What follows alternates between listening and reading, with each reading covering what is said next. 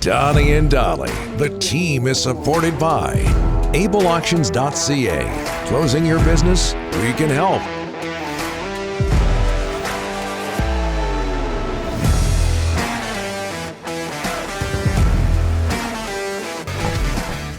Today's guests, including Paul Dolan, standing by, brought to you by the Vancouver Giants. Connor Bedard and the Pats visit the LEC tomorrow. Sold-out game against the Giants. So if you missed out on tickets for tomorrow night, a reminder, there's a second chance to see Connor Bedard at the LEC, January 25th in the CHL Top Prospects game. Tickets for the Top Prospects game and every Vancouver Giants home game are available at vancouvergiants.com/tickets. And it's not just the Giants. Rick, Connor Bedard making stops with the Regina Pats all through BC, Kelowna, Victoria.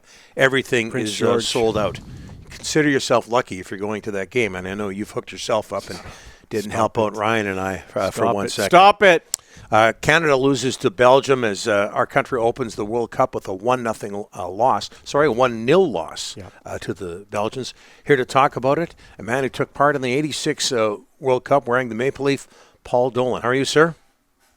I'm good. Obviously disappointed, but the way that Canada played yesterday, it was honestly the most exhilarating game I've called as a play-by-play or color guy.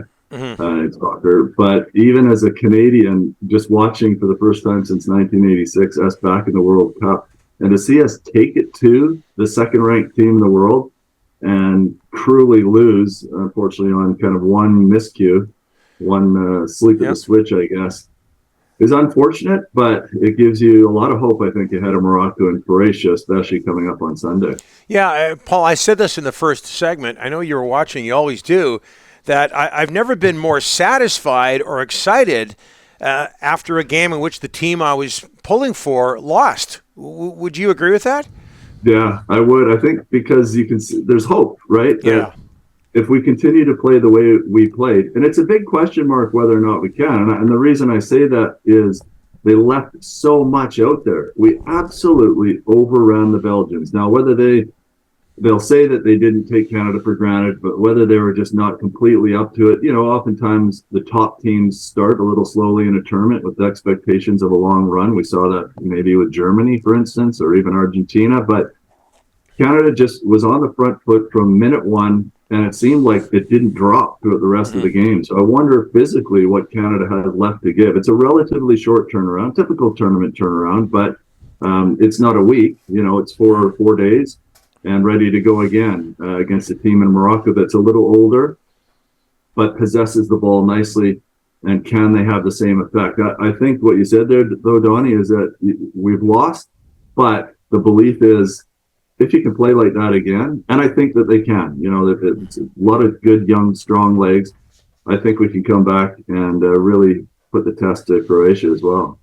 Did John Herdman make the right choice on the penalty kick with Alphonso Davies, Paul?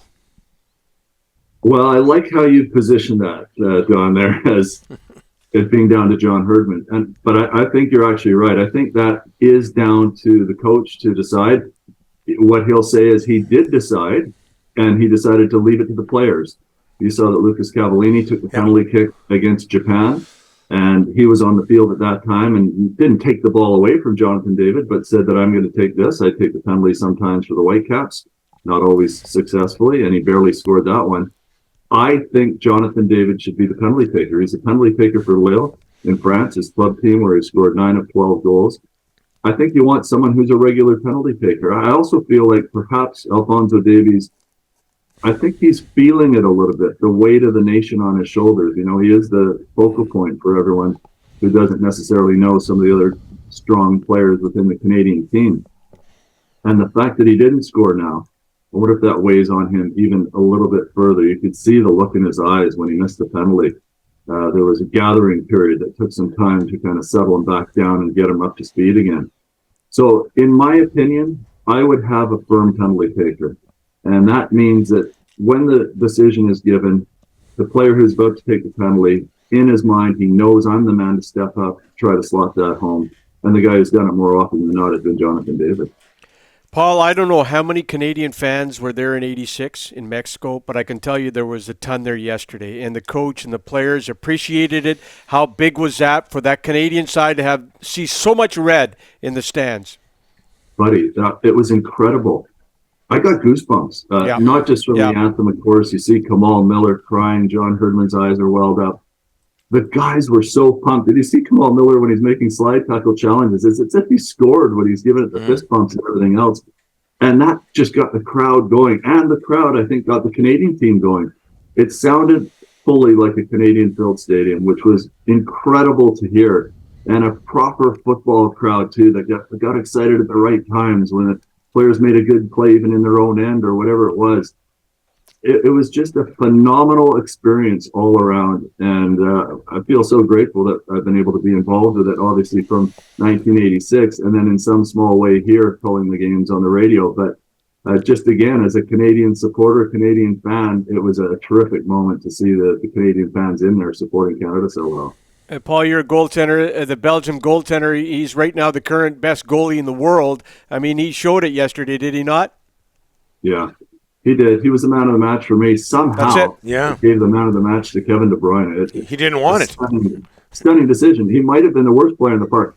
To his credit, he said, they've given me the man of the match, and I don't know what they're thinking. Maybe it's just my name. Yeah. Because Stefan Eustáquio and the rest of the Canadian team just took him out of the match. There were a couple of runs where he was able to get the ball and run forward, but it really was down to Courtois in the goal to make the penalty save to set the tone early. Another big save off Laren later in the game, another one from Alistair Johnson. He wasn't overly tested, but what you want from the best keeper in the world or the best keepers is that in those moments when your team's faltering a little bit, you make that big save, and he did it. All right, Paul, so what do you expect from Croatia Sunday, and do you have a problem with John Herdman's F Croatia comment?